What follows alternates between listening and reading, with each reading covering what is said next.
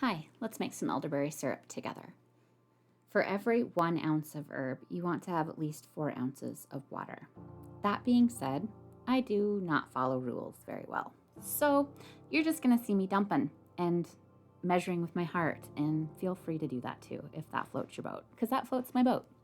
So far we have got about a cup of dried elderberries, a cup of crushed rosehips, a quarter of a cup of schisandra berry, and a half a cup of hawthorn berry, and then about a quarter of a cup of marshmallow root, a sprinkling of whole cloves, some dried mullein leaves that I harvested out of my yard this summer, and some cinnamon sticks. And I'm just going to kind of huck them in there. I was only going to put 3, and then that left like a little chunk and 1 in the jar, and I thought, screw it, let's put them all in. So I did. I also only started out with about 6 cups of water, and I ended up adding a total of 9 cups of water. Once you get your water in there, you're going to turn your heat on to high and bring it up to a boil, and then you're going to drop it down to a simmer. You're going to let this simmer for about 30 to 40 minutes. Here it is simmering away. Actually, that's right before I turned it down.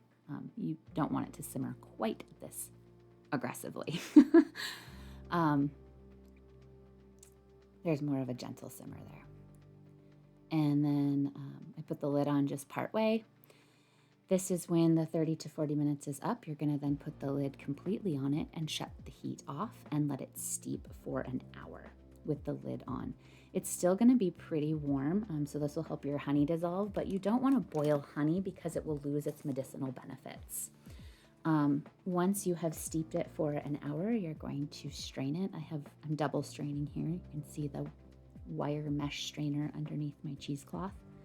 I had to do this in 2 batches because my strainer wasn't quite big enough. So this is the first one. And then you can take those spent herbs and either put them in your compost pile or out for birds.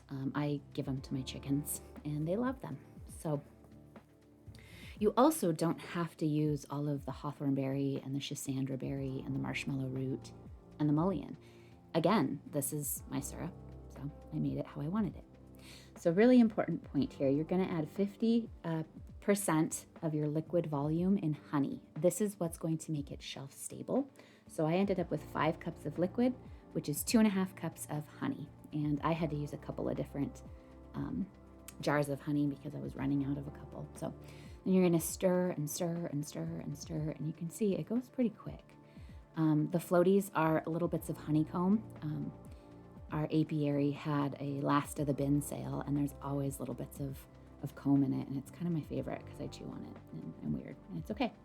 And then you're going to strain it into whatever bottle you want. Again, this is shelf stable, so you can leave it out. I do prefer to store mine in the fridge. I'm also using an old Aviator Gin bottle because Aviator Gin is delicious.